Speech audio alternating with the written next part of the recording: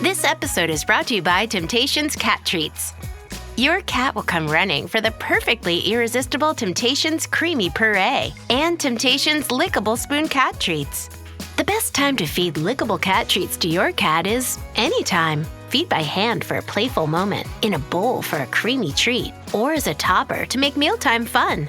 Visit temptationstreats.com to learn more. Ah, Smart Water, now in a sleek can.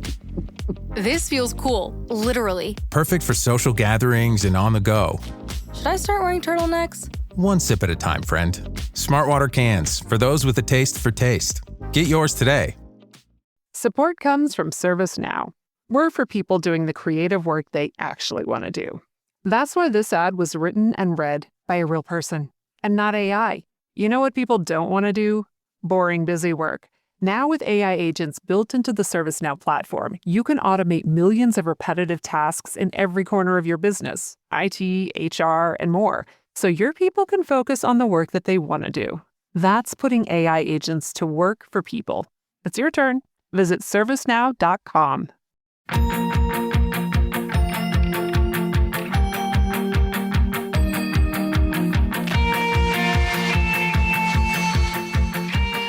Welcome back to YA OK. This is Alyssa, and we are joined by I'm Eric.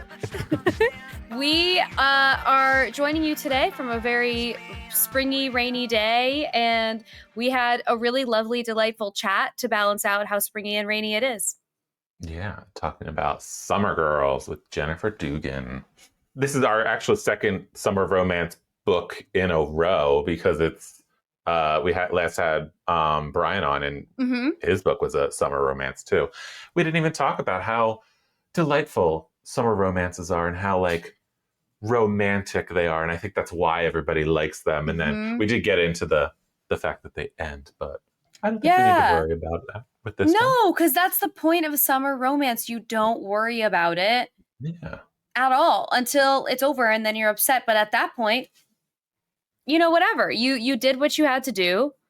You got your 66,000 out, and you did what you had to do. And that's an inside joke, and I will not share the context of. I think we just got to start the show.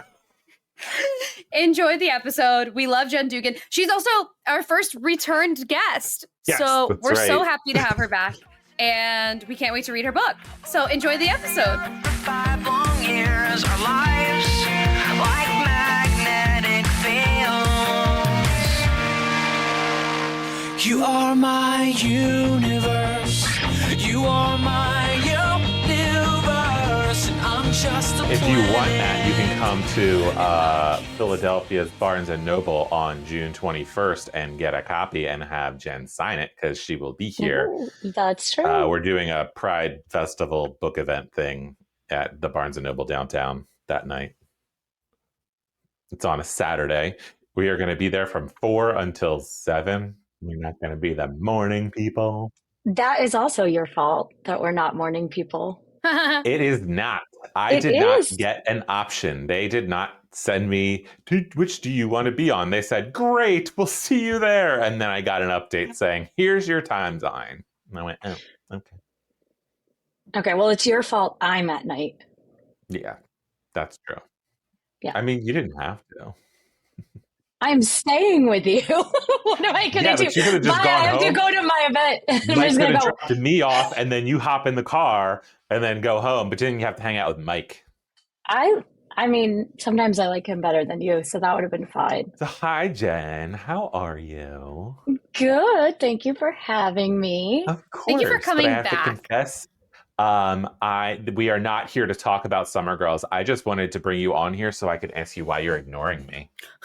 Why you have been ignoring me. I texted you last at 2:17. I'm looking at it right in the corner, and you did not reply, my friend. And I ignored you. But it is 2:34. Wow. I have been texting you for days, and it's just silence. Here, God forbid a girl is busy. Right? I texted you last night at 7 p.m., and I don't hear from you until 8:30 a.m. this morning. That's ignoring me. I was watching Hard Eyes, which you told me to do. Finally. Wow. Finally. That's the other thing. You ignored my movie suggestions for what, 2 weeks now? I had to wait. I had to wait for my son to be home. He wanted to watch it, and then his girlfriend also wanted to watch it. So it took a while to coordinate. Your kids are ruining my life. Can you tell them that, please? Make sure I will. They know. I tell them all the time they've ruined mine, so it won't be any different. Alyssa, have you seen Hard Eyes yet? No, I haven't seen So anything. good. I was thinking this recently. So I can't remember the last time I watched a new movie. Like, I legitimately can't remember. And wait, Jen, did you like it? Yeah, did you? What is it? So it's a slasher movie, but it's a slasher movie that's like written like a rom-com. So there's a serial killer who's going around every Valentine's Day killing couples, and he like hits a different city every Someone's year. bitter.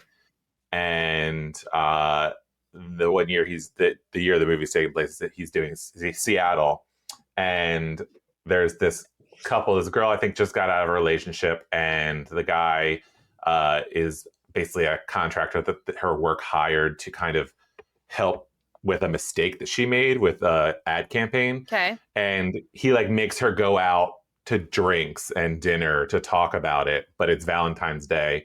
And the killer sees them and assumes they're a couple. And the entire time they like hate each other.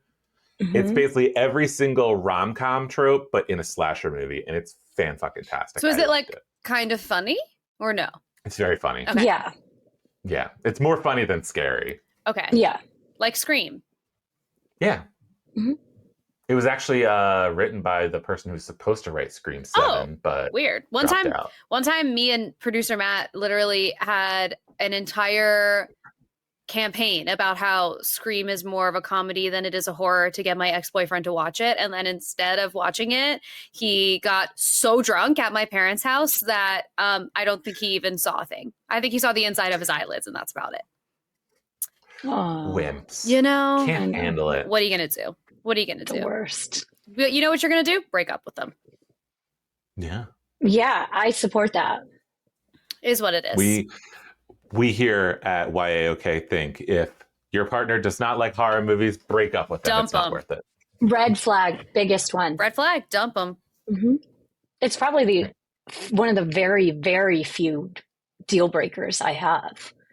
You know, I think that's fair because it's really annoying. Like, because horror movies, there's something about people who won't watch horror movies that they seem like the same kind of people that would go to the theater to watch a children's movie as an adult. And like, there's something about that I have questions about. Like if you don't have children with you, why are you seeing Cocomelon in theaters? Go home. There's a Cocomelon movie? I don't know. I don't even know what Cocomelon is. I know it's something for kids. I feel like I used to go see kids' movies, but it was like I was closer to being a teenager than... Like, I remember I went to see... They're coming out with a new live-action Lilo and Stitch, and in my head I was like, oh, I really want to see that because it's my favorite Disney movie, the original. And I saw that in theaters, but I was also, I think, like 17 maybe, so I feel like that was different. I can't remember the last kids' movie I saw in theaters. Matt says that he sees every Pixar movie. He said he went to see every Pixar movie alone. Yeah, went. Past tense. Past tense. That's probably the last kids movie I have seen was a Pixar movie. It may have been Toy Story 3, because I still haven't seen Toy Story 4. But it may have been Toy Story 3, and I did cry in Toy Story 3. I really thought they were going to melt all those toys down. Jennifer, what are your thoughts? It's tough to say because I have kids, so now I have like warm, fuzzy thoughts about kids movies. So I could see a universe in which I'm like, oh, it's like, I need to go see this because it reminds me of something. I will say though that I did consider, speaking of movie red flags, I did see Monsters, Inc. in the theater, and the Royal Tenenbaums came out around the same time, and I loved both of those movies. And every person I went on a date with, I made go see those two movies, and I felt like the way they reacted would tell me if we were going to be a match, and it did not lead me astray. I really did. Yes. Mm-hmm. So if they liked one and hated the other, were you like, no? Did they have to like both? Yes. They and had to like both. If they hated both, you're like, I don't even know you, goodbye, and left. Yes. Although I did have a memorable time with someone who fell asleep in both. So it wasn't like goodbye as soon as we walk out, but yeah. I knew it was like that feels like that's not related to the movie genre or like the topic of the movies. He just like is tired. Yes. Yes. You know, maybe a sleepy person. Yeah, they were just tired. It's dark. It's dark. It's cozy. I don't know. Maybe this is more of like an Alyssa thing that I'm like, if you're, I don't know. I'm feeling very disenchanted with straight men in general recently. So that's really where my mind goes. Mm-hmm. Should they? I mean, that's the appropriate reaction. Yeah. Yeah. No. That's the biggest red flag. And there's like a very, very small group. Matt is catching so many strays right now, and I'm so sorry. I don't mean you, Matt. Literally, you are part of like a 1% exception group of people where none of this applies to. You are the exception and not the rule. But I think I've had it like up to my eyeballs with straight men. Anyway, I don't know how we got here. There's plenty of straight men that are not problematic and are very kind and considerate and non-toxic. But plenty. Name 5. Right. And I think the plenty is generous. I think that there's some. For sure there's some. I guess it's not like plenty per person. Plenty in like the 4, what is it? What are we up to? 4 billion, 8 billion people in the world? How many? 8 billion. So of the 8 billion, I would say there's probably close to 1 million, but that's slim pickings for individual women in the world, you know? I know, that really is when you're thinking of 8 billion, like such a teeny percentage. Like there's a reason why we have most of the time today, you have to like kind of producing.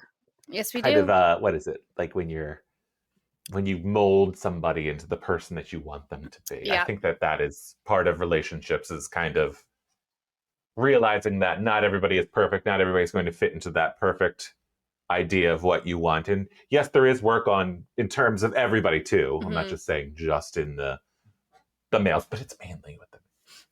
I think just other groups of people are more encouraged to do the work because they're unfortunately, the patriarchy affects everyone, but it affects straight cisgender men in a very different way. And unfortunately, many of them don't feel as encouraged to do the work.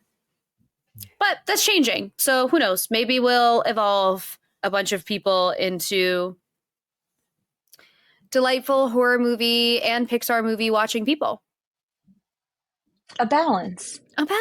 Hey, you know who doesn't have to worry about any of that?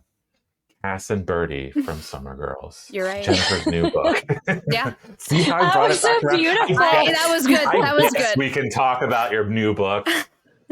I really did just like kind of want to talk to you face to face because I've missed you, Jen. But I know I'm very excited to be coming down for our annual visit. Soon we'll do Barnes and Noble. Yes, once a year I come down and move in to the haunted room in his house. I love it. That's so great. So, okay, tell us about the new book. Tell us a little bit about something. Tell us everything. Yeah, so I actually, if I don't knock everything over on my desk, it just came out on May 13th. Yes, it's a 1 week old. So it tells the story of Cass and Birdie, who are, it's set in Newport, Rhode Island, which is a place I love to go. And it's kind of, you know, when you go there, there's like the seasonal tourists and then there's the townies, and it's kind of, there's a big separation really in how it all works in that town. And so this is the story of a summer girl, Birdie, who is the child of like a mommy vlogger / becoming an influencer herself. And she comes from a very wealthy family. And her punishment after she crashes her boyfriend's very expensive car is that she has to go to their summer home in Newport. The horror. What a terrible punishment. Yes. And not have access to social media. And so Cass, who is a local lifeguard and has had a much different experience growing up, her family does a lot of work to kind of keep housing affordable. They have a nonprofit coalition. And so she's very anti summer girls and summer people who are kind of the Airbnb-ification of her town, which has made it unaffordable. So she gets hired basically to act as Birdie's babysitter. And they hate each other. But as you can see on the cover, that doesn't last for very long. So it's a great, it's like a great, like opposites attract, swoony summer beach read. Perfect timing then. That is the right time. I love it. That's such a great plot. And I like that that's like, that's an interesting conversation about how like these beachy vacation towns end up getting like swarmed with all these people over the summer. I even remember, I love like spooky stuff. I love spooky season. So when like Salem in October, it's a similar thing. And then like everything got to be so expensive. And I don't know. Summer towns are interesting like that. I don't know if I could ever live in a place where I'm glad that I got to go to Salem. I think I went in like the early 2000s and it was not nearly as like when I went, I was actually disappointed because I was like, oh, there's like this one witch museum and like a couple little things here and there that you can do. But I was like, there was nothing else. The real tea is there isn't really that much to do. There really isn't. I think they have like pop-up things now. Really? Otherwise, what are people waiting in lines for? I don't know. I really don't know. Yeah, there's like the houses, I think, are a big draw because I think some of the houses there's like some famous houses there that I think are supposed to be really creepy. I haven't been there in a long time. Last time I went there, I did bring my kids and they were very little and I couldn't remember what the witch museum was like. And so I asked the people working if it would be appropriate for like a 5-year-old and a 3-year-old. And they said yes. And it is not. Oh, no. Yeah. So if that's the only thing that you take from my podcast episode, it is like, please do not bring your toddlers to the witch museum in Salem, Mass. Because there's like, claymation, like not claymation, but they're like paper mache torture. I was gonna say, isn't there like a big thing of like the witches being like pressed to death under a rock? Yeah, there's all kinds of. That's the one thing I remember. It's just So that was really like not a little, but like a statue kind of thing of paper mache or whatever. Yeah, that was really probably. I mean. My bad. Like I should have, I guess, thought like about. I feel like museums are all relatively family friendly, depending on the subject of the museum. Like you're not going to take like a 5-year-old to I guess the sex museum in like New York City, because they won't get it. But no, probably. I feel like a history museum is pretty safe for families. You would think. One would think, and the employees should. The employees knowing that there was something that's like pressing human beings could have probably made a better judgment call. I mean, the employees are probably there like, you know what? These summer people. Yeah, they probably were like, people. These Halloweeners. These Halloweeners. Halloweeners, that's it. So I'm going to put that in a book. I was going to say, you should make that should be like a book where it's like it takes place in Salem and it's the Halloweeners. Yeah, it's hot dog girl reincarnated into Halloweeners. Yes, it could be like an outtake of like Lou and Celie going to the witch museum. There you go. There you go. This is perfect. Why did you choose Newport, Rhode Island? Like, what have you been there before? Is that a place you vacationed before? Yes, I'm there a lot. My brother has a house there, and we love to take advantage of it. He is a summer person, And so I've done a lot of kind of watching how he operates and how the town kind of feels about things. But we are there a lot. We're there a lot in the off season as well. You know, we're definitely kind of, we are like as local as you can be, while still never being considered local. Because pretty much if you weren't born there, you're not, you know, going to be from there. But yeah, and so it's just been really interesting because I found myself, especially being there in the off season so much and really just falling in love with it as a location in general. In the summer, I would get really annoyed and I would be like, ugh, these summer people and like their trucks that don't fit because the roads are very, very narrow. They're not made for these like modern, like super giant trucks and stuff. And so it's like you're trying to get down the road.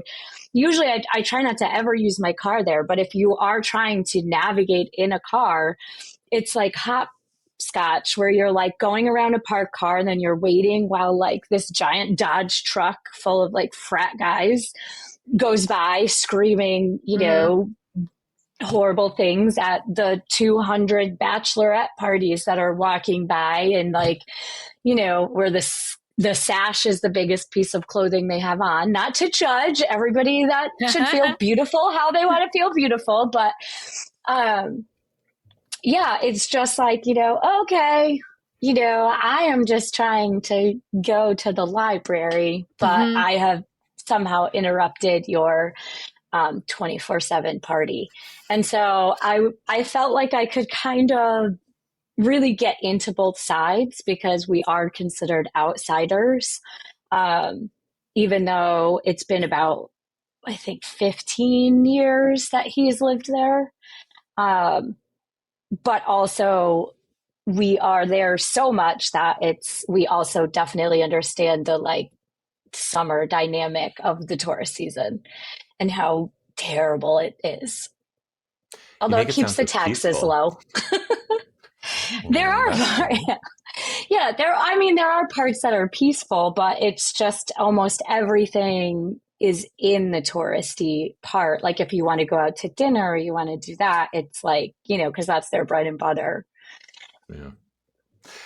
I prefer like shore towns and beach towns and everything, like summer towns. I prefer them in the off season. Like I never go down to the Jersey Shore during the summer. I will go in like late October, November, January. I think shore towns, like in the off season, it's peaceful. It's the people that live down there all the time. Yeah. And it's more calming, I guess. It feels nicer. Even though it's like, I'm not going to hang out on the beach. I might walk to the beach if it's not snowing, but I'm not going to get in the water anyway, regardless if it's summer or not. But yeah, I know oceans are terrifying. Oh my God, so Absolutely scary. Not. Yeah. I'm so glad that all three of us agree because I'm really confused about why this is a like not more common experience, that why you can't run, you can't stand, you might be floating and it's not your choice, or you might be drowning and it's also kind of not your choice. No, I don't want to be in there. That sounds terrible. Terrifying. All of the like horror movies about the ocean, great movies, because terrifying. It's so scary. Underwater, great movie. I mean, I love Kristen Stewart, but I was just going to say that is, I think, one of her best movies. I love her. I really love her. I would risk it all for her at the turn of a dime. I really would. Same. Wow. We're going to have to like joust over this.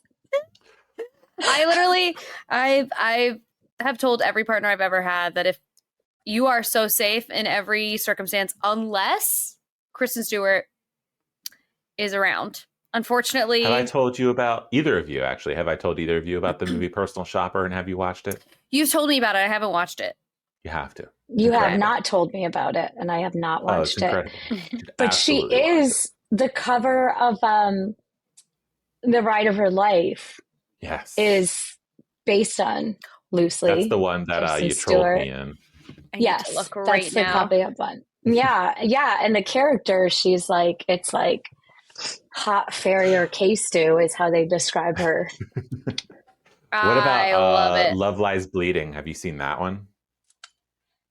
No. Either of you? That one sounds familiar. I another great might one. have seen that one. So now you both have Kristen Stewart movies to watch. Yeah. Yes. I'll add them to my I know list, what which I'm is doing later. yeah, right. Exactly.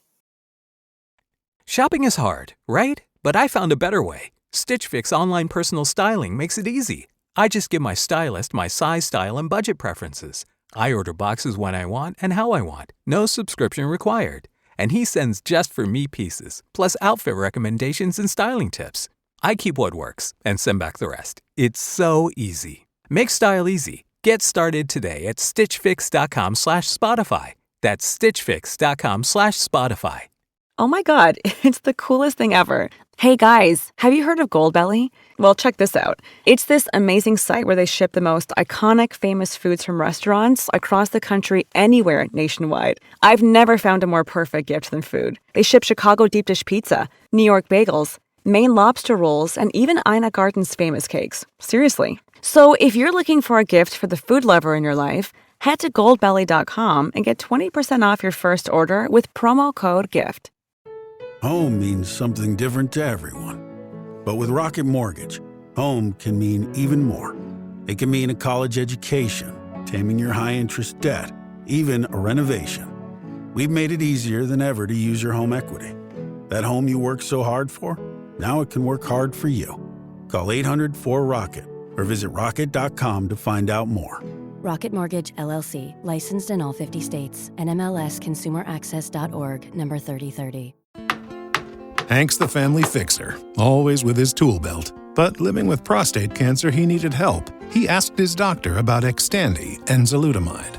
Xtandi 40 milligram tablets treats men with prostate cancer that has spread to other parts of the body and responds to a medical or surgical treatment to lower testosterone. Xtandi may cause serious side effects: seizure, a brain condition called PRESS, allergic reactions, heart disease that can lead to death, falls and bone fractures, swallowing problems, or choking that can lead to death. Stop Xtandi and get medical help at once if your face, tongue, lip, or throat start swelling. Tell your doctor at once if you faint, have a seizure, quickly worsening headache, decreased alertness, confusion, vision problems, chest pain or discomfort, or shortness of breath. Xtandi can cause harm to an unborn baby or miscarriage. Use birth control during and 3 months after Xtandi. Common side effects include muscle and joint pain, feeling unusually tired, hot flashes, constipation, less appetite, diarrhea, high blood pressure, bleeding, falls, fractures, and headache. Talk to your doctor and visit Xtandi.com. Choice Hotels get you more for your money so you can maximize any road trip.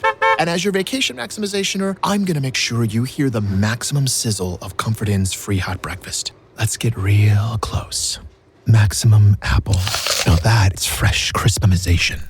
Maximum waffle. Hear that crunch. And that's maximum coffee. Oh yeah, that's the pour I'm talking about. Breakfast maximized before hitting the road. Check into more. Book direct at choicehotels.com.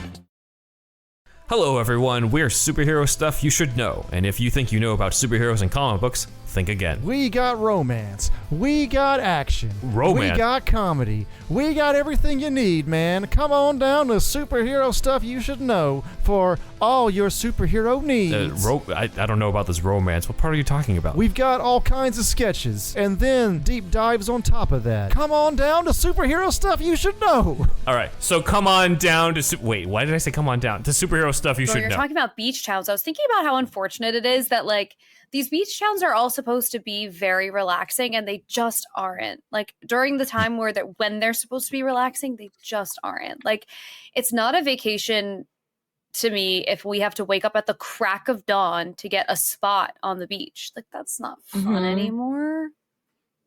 And it's so weird. Like, why is it always so crowded in every beach town? Because, like, there's a lot of area that is like where the ocean meets the land.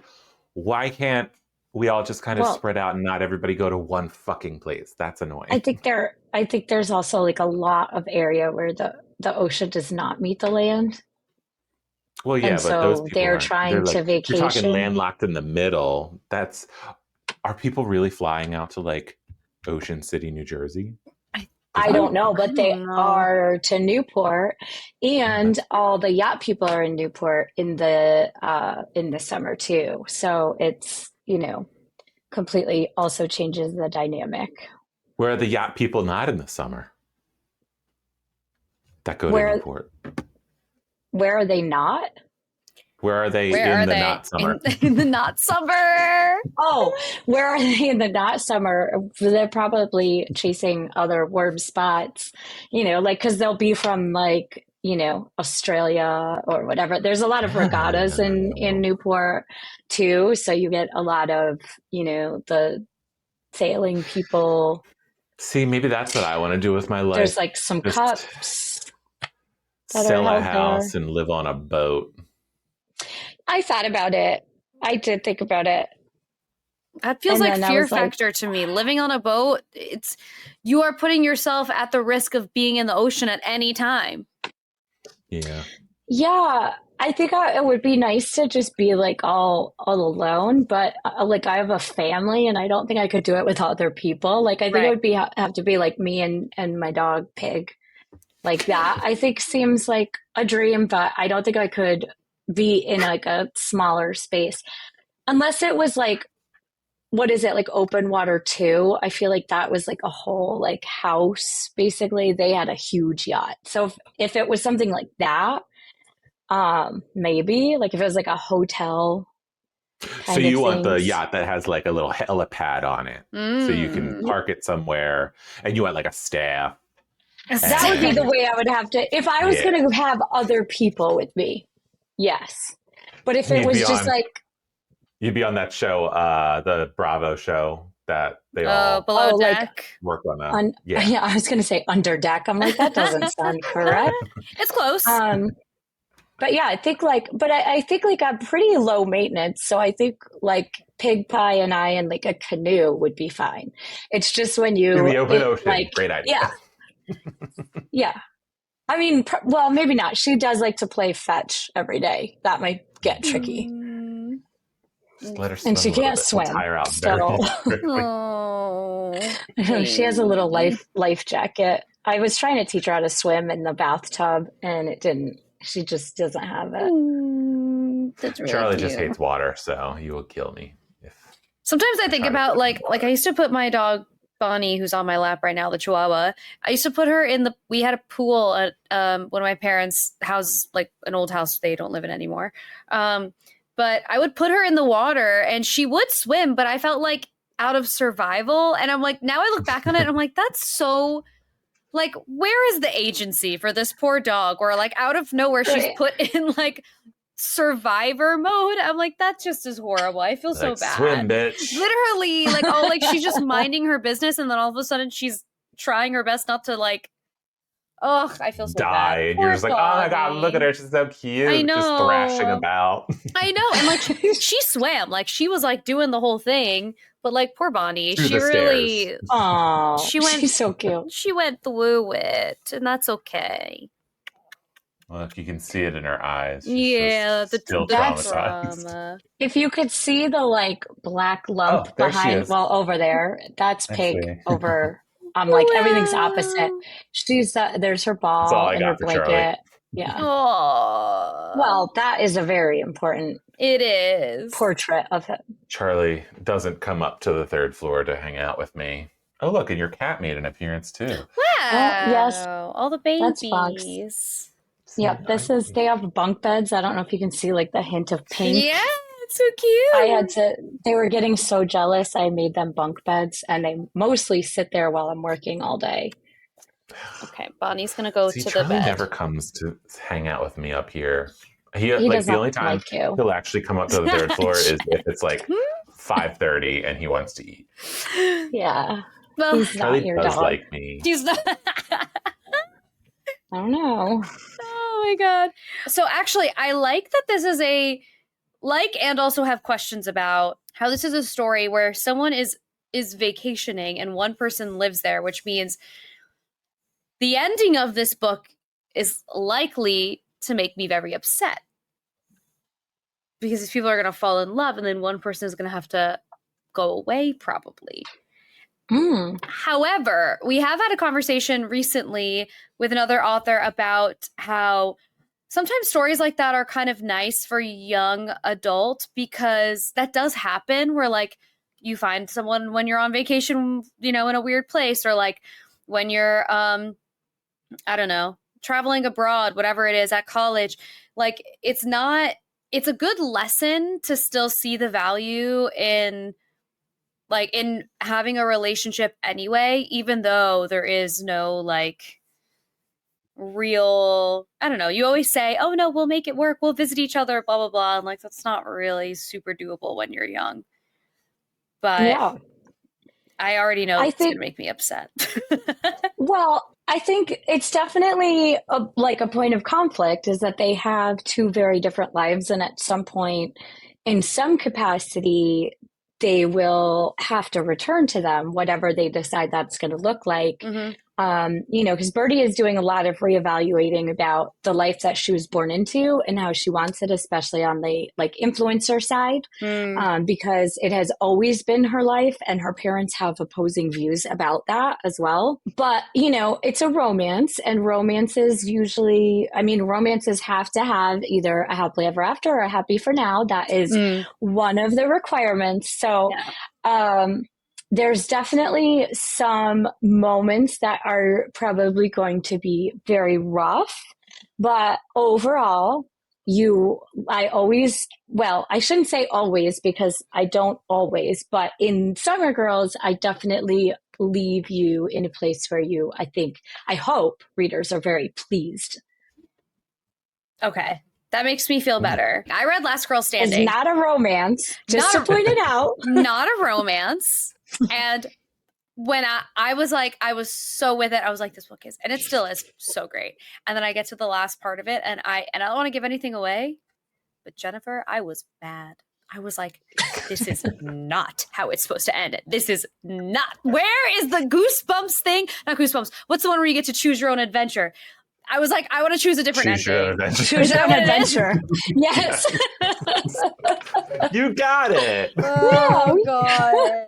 It's been a day. You didn't even know you had it. I didn't even know. But I'm happy to hear that this is with intentions of the audience not wanting to choose their own adventure and can be accepting of that. Yes. I did not feel that way. Yes. Without giving anything away, I can say that it leaves you in a much happier place than The Last Girl Standing. Yeah. As you can see, this one does not have any machetes. Yes. On the cover, which is like a good off to a good start. Blood. Yeah. So, I mean, that's what I look for. Different on my cover, vibes. Different vibes. Although I do love the paperback glows in the dark of Last Girl Standing, and I do love that so much. It does. I read it on my Kindle. Oh, see, every time I get a book on my Kindle, I regret it, and this is the reason this time.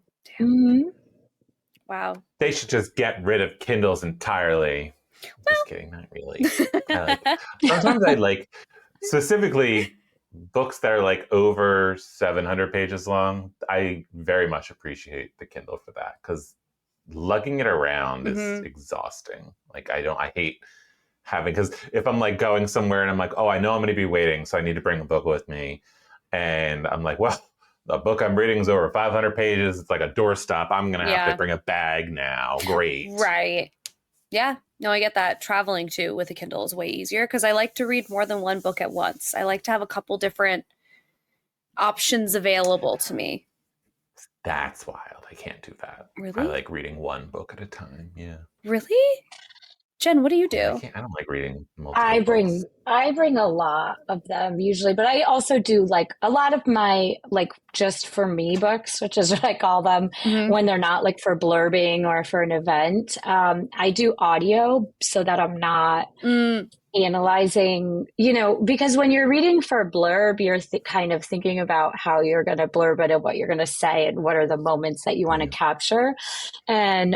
Or I'm also just like, oh, this is the best sentence I've ever read. And so why didn't I write that? And there's all of these like things going on. And for some reason, when I do audio, I can usually just enjoy the story. Mm-hmm. So I do a lot of audiobooks on the beach. I tried to do House of Leaves on the beach, and that was like very difficult to do. That I feel like you need to be like really focused. Is House of Leaves like a fantasy situation? No, it's sort of like a horror. Yeah, it's well, that's I like mean, one of the few books that actually like creep me the fuck out. Really? Like, yeah. So. But there's different methods. Yeah, there's different methods to read it and stuff. And so it also depends on like how you read it. I like to read things like very linearly. And so some people read all the footnotes as one book and then go back and read the book. But I like, there's a story happening in the footnotes and in the manuscript. What? And in the novel. Yeah. So that's what I mean. Like, you really can't have lifeguards running by or like, you know. Right. I am like I'm the type of person that like falls in love every 5 minutes. That's why I write romance. So I can't sit in a group of like people because I'm going to be like, wait a minute. Like, I'm just going to be like so overstimulated that when I have to concentrate. By falling in love with every person who runs by. Yes. This will be bad for all the listeners, but if you are curious about the book House of Leaves, you can go to a bookstore and look at it. But, so this is the book. Okay. And this the exact version I have. Like how parts of it will look. Show one of the pages where it's like all like certain things are like blacked out. Like it's like a puzzle. Yeah, so you can't be like, oh my God, look at that cute lifeguard. Right. You have to be locked in. Here, I like this page. Oh my God. There's these. And this book was scary? Mm-hmm. Yes. What is it? Because it's about okay, so well, what's it about is like the whole oh no. I can't wait to hear this. What is it about, Eric? It is about a documentary. Okay. A documentary film that nobody can find. The only evidence of it is this thesis written by a blind man who has seen the movie somehow. And the documentary is about this family that moves into a house and they find out the inside of the house is bigger than the outside. And this door shows up in their living room and they go into the door one day and they find an entirely different house, and it continues to grow as they go into it, and they start this expedition. And so it's like this, you have these moments where it is the documentary, where it is describing you the documentary, but it is through the eyes of this blind guy who also gives his own analysis of the documentary. And then at the same time, the main character of the book is this guy who found this thesis and is reading it and is also putting footnotes and comments throughout the whole thing as you're reading it. So it's like there's multiple things going on, and like while he is experiencing this thing, things in his life start to go crazy as well. So it's like there's all of these different storylines and layers, and it's surprisingly effective, I think, because there's parts where I still remember, and I read it in high school, and I think like there's one part where the like expedition that goes into this other reality of the house, like they're trapped and they can hear that something is coming after them. There is some giant thing, and they keep talking about, they think it's a minotaur because they're like in a maze. They can't find their way back to the house to get out of it. And that's what the one page where it's completely blank and it's like one thing at a time. It's like that word, it just talks about like the Minotaur getting closer and closer, and then the words will get bigger and bigger as it goes on. So it's a great book, but it's kind of like, I feel like Infinite Jest, but I haven't read it. I've heard about it, and I know that has all of these different intersecting storylines and footnotes and shit like that. But it's like Infinite Jest if it was horror. Jeez. I'm amazed at how you explained that, because that feels pretty like, if you did a better job than I expected, for sure. I think it's because I have explained it so many times that it kind of, I figured it out. It's just, it's hard to explain because you don't know. I mean, it's all part of the same story, but there is the way it's interconnected. It's hard to explain like who the actual characters are, because it really is the one main character is the guy that is supposedly in our reality and explaining all of this shit and giving you the footnotes and everything. Everything else is just kind of background stuff. There's very little development for any of those characters. That's so interesting. Okay. Wow. That sounds like a really not and it's color coded too. So like the word house in the entire book is blue. It comes up written in blue for some reason. Interesting. I should read it again. I haven't read it in a while. Wow. Okay. Sounds good. But I also have a like actual TBR pile that is books I haven't read. So I probably shouldn't. If anybody else wants to read it and then tell me about it, please do, because I want a refresher. Yeah. Okay. Well, yeah. Maybe I'll read the Wikipedia page. Oh my God, that's got to be a weird Wikipedia. Oh, I'm sure it's insane. I'm sure the conspiracy theories about what it's like actually about, why a house is in blue and all that kind of stuff. I'm sure there's like so many little dark holes you could go through with that. And yeah, I was reading some Reddit posts about it, which also got very intense. I'm sure that it had to get dark so fast. Yeah, it does. That's crazy. Well, definitely not a beach read, not a relaxing beach read. No. But you know what is a relaxing beach read? Summer Girls. Summer Girls. Last Girl Standing. No, that's not a relaxing. Don't Jen, what lie else to are you people. working on? Oh, so many things. And I don't think that's any why of you're them ignoring me. Yeah, that is why I'm annoying and ignoring That is why you're you. annoying me. Both things are true. I am annoying and ignoring you because I had to turn in my first developmental edit on a new YA last week. Ooh. And then this week I had to do turn in an adult also revision. So yeah, and now I'm finally just working on something that is not sold yet. That's just for me, which is like a kind of like a dark rom-com. A dark rom-com. That's exciting. Yeah, That's really exciting. Wow. How do you always have so many ideas? Like your brain is just full of ideas. Yeah, I'm not sure. I don't know.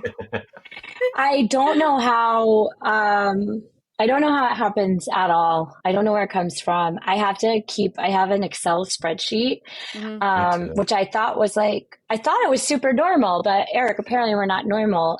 So I was talking to one of my editors, and they wanted to have a call about what to work on next. And so I said, okay, well, we can just like go through my spreadsheet. And so I just started reading. My spreadsheet are like basically elevator pitches for each idea, so they're just very brief.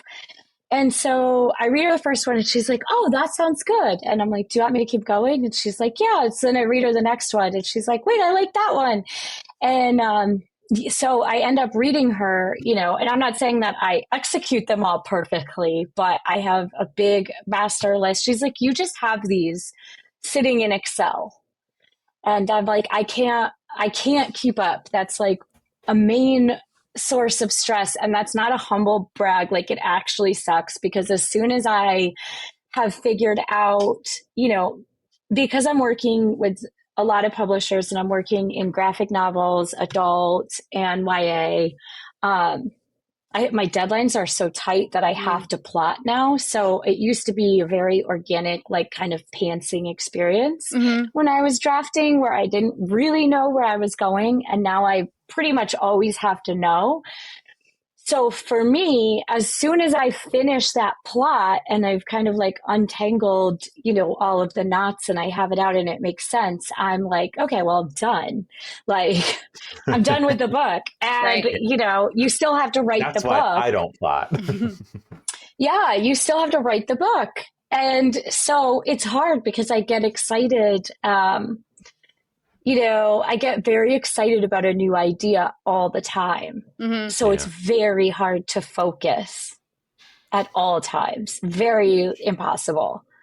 I have the spreadsheet as well. All of my ideas are broken down into if they're YA and then their genre, and then if they're adult and the genre.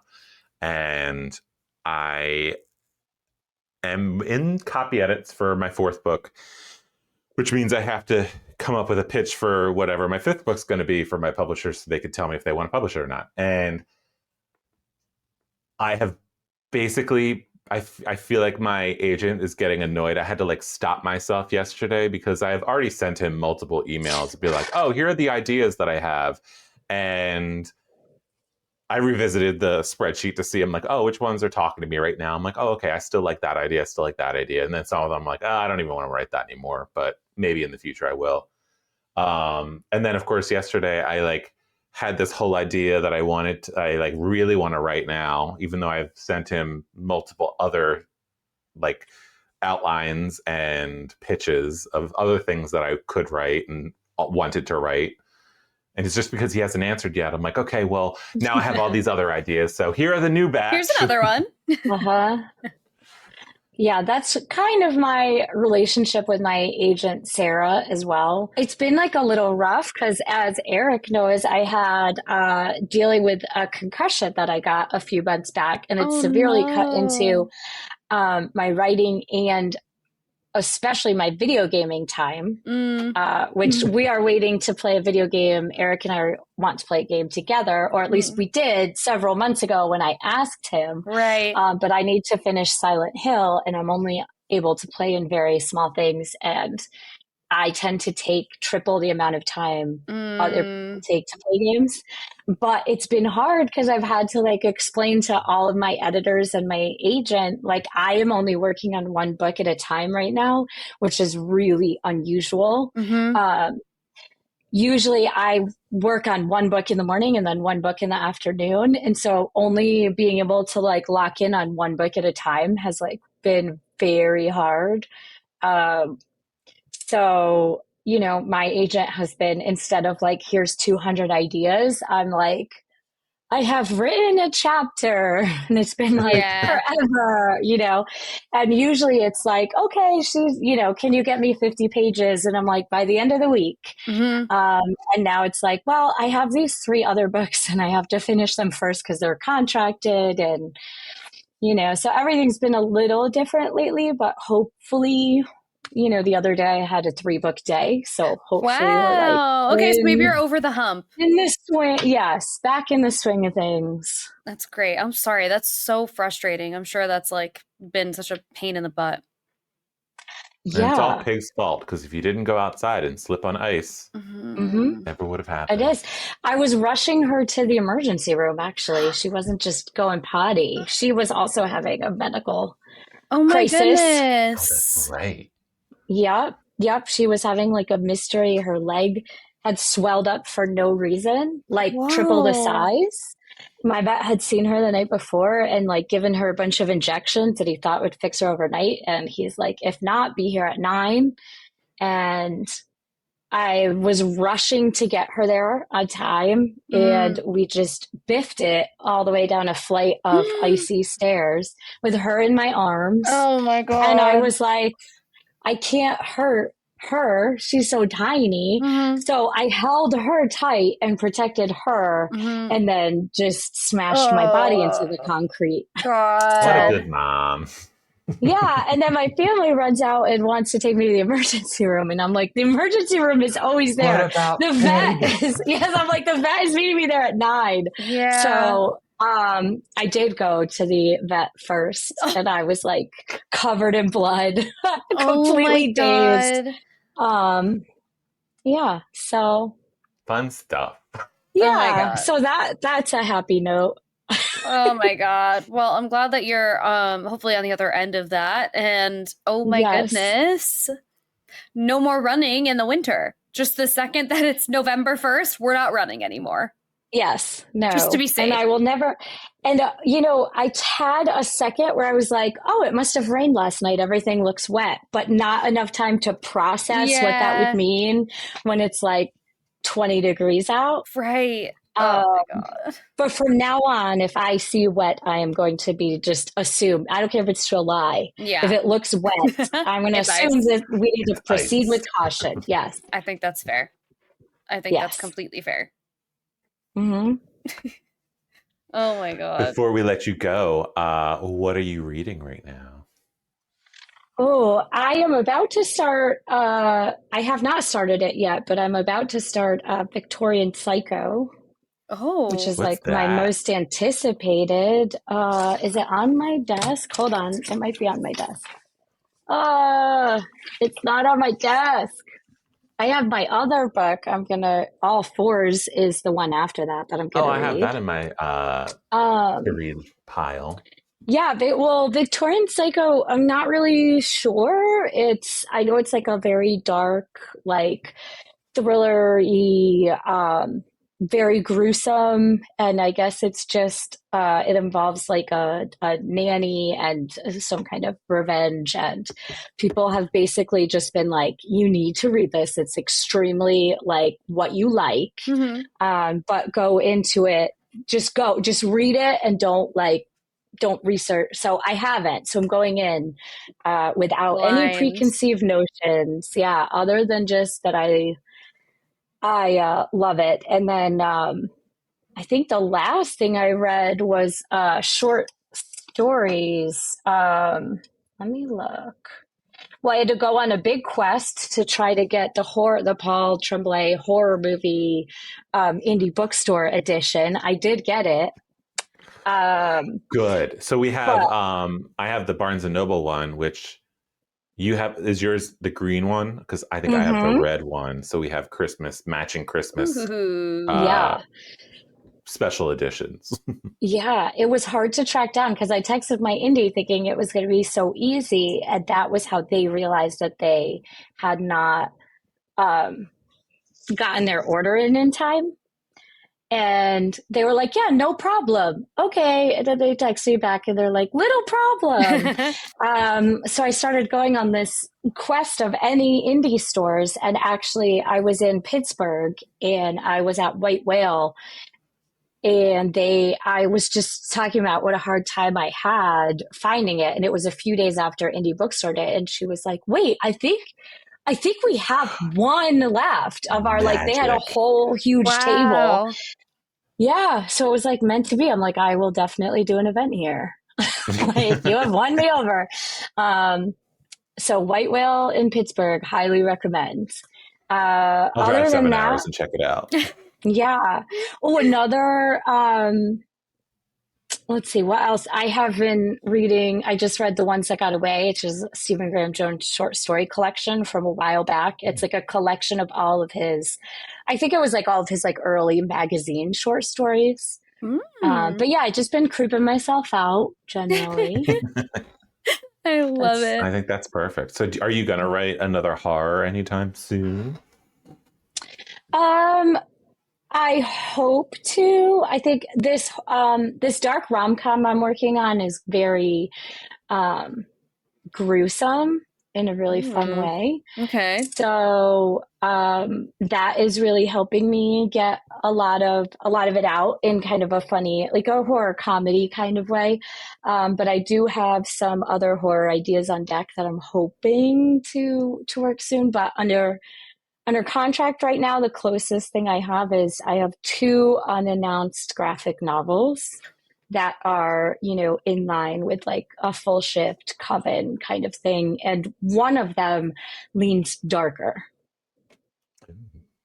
I already know what it is, but I'm going to pretend like I don't. Say, oh, that sounds so interesting, because I know for a fact it is interesting. So, yeah, that one was Full Shift out when we had you on last. I don't think it was, right? Because that came out. I have no idea. Later last year or this year? Earlier this year, I think, right? Last fall. It came out last fall. Okay, so it was not out. So. Yeah, what book was I here talking about? I think we were just talking about Last Girl Standing. Okay. It was because I think it was Last Girl Standing. Oh no, Playing for Keeps had just come out. That was it. Okay, so no, it wasn't out then. Yeah. Okay. No. So you just have so many books to choose from. I know, but my enemies right now are probably like, she's done. We're free of her. And I'm gonna be like that like Scream Queen's gif where she turns around and she's like, bet you thought you saw the last of me. Yeah. Yes. Exactly. Yes. It's just, they're all secrets right now. Yeah. I love it. And then as soon as you get to announce all of them, they'll be like, shit. Mm-hmm. They'll all just have panic attacks. It'll be wonderful. As they should. Yes. As they should. I'm coming for your TBRs. Well, thank you for coming on to talk to us again about Summer Girls and to not ignore me anymore. This is, I think, the longest we've spoken in months. And you can blame it on the concussion all you want. I was going to say, leave your concussed friend alone. I know. It's like, have you finished Silent Hill? No, because the first person motion gives me a crippling migraine. I'm sorry, Eric. I'm going as fast as I can. That game is that one is third person. It is, but it's that like motion. You know what I mean? It makes you seasick. Well, it didn't used to make me seasick, but it does now. Right. So, but you're right. It is third person. Go rest and finish that game so we can play Phasmophobia. We'll do a live stream. It'll be fun. And I think we should I'm not sure how many people can play Phasmophobia, but I think there's a few other authors that play video games, and we should all do a live stream. It'll be great. Where we'll just be terrified. Rory Power I think she will try. And Rory actually has a new book coming out too. Kill Creatures. It's like the best. It's tied for the best YA book of the summer season because I have Summer Girls, Yeah. But it is amazing. Kill Creatures is it's like a return to the Wilder Girls vibes. I'm so excited she's back in YA. I'm obsessed. Reach out to Rory. I'll DM her on Instagram and see if she wants to come on and talk about it. Oh, she should. Yeah. Plus, I haven't gotten to actually meet her. So, well, I almost offered her your house. I was trying to get her to come to Pride Fest, and I was like, "Will you come? And you could stay at Eric's. You just can't have my haunted bedroom." So you can have the other haunted bedroom. The other haunted bedroom. There's multiple. It's okay. She could have she could go in the closet, the haunted closet. The haunted people in the closet. I thought you were better than that, Jen. I know. During Pride. Well, homophobic, I guess. During Pride. Shove her in the closet during Pride. Yeah. Yep. Oh, man, double whammy. When she asks me how far we can take it, I tell her we can take it across the entire universe. You are my universe, not just a planet. Well, that was our delightful Summer Girls episode. Alyssa, what are you reading right now? I just started reading Rogue. It's been a book that's been on my TBR for a while. I've had the actual physical book for a while. It's by Mona. Let me see. It's right over there, but I don't want to go get it. It's Mona Awad, I think is how you say her last name. I literally just started it. So I'm not sure if I have any thoughts yet beyond first chapter. Pretty good. And I'll have to let you guys know how I like it as I keep going. What are you reading, Eric? I am reading a book by one of our recent authors. I'm reading The Corruption of Hollis Brown by Kay Ancrum. And just as I imagined, I'm like, probably, I think I have like 10 more chapters left, which means 10 pages in Kayla's books. Yep. And I absolutely love it. It is so good. And I meant to talk to Jen about it. I'm going to have to text her after this because... here's hoping she replies. It is very much like, as soon as I started it, I was like, oh, Jen's going to love this one. Oh, it's I love it. So good. And like, Kayla did a great job kind of explaining what the book is about, but like reading it and like hearing her talk about her process and how she writes, it made the book even better for me because as I'm reading it, I'm like, oh, okay. And this is what she was talking about on the show. And I think if you are going to check out The Corruption of Hollis Brown and you have not listened to that episode yet, listen to it first and then read the book. I think it will just open your mind even more and it will make you love the book just as much as I do. I think it's fantastic. I love that. Well, check us out on YAOK Podcast on Instagram and let us know what you are reading. And that's all. We'll see you next time. Bye.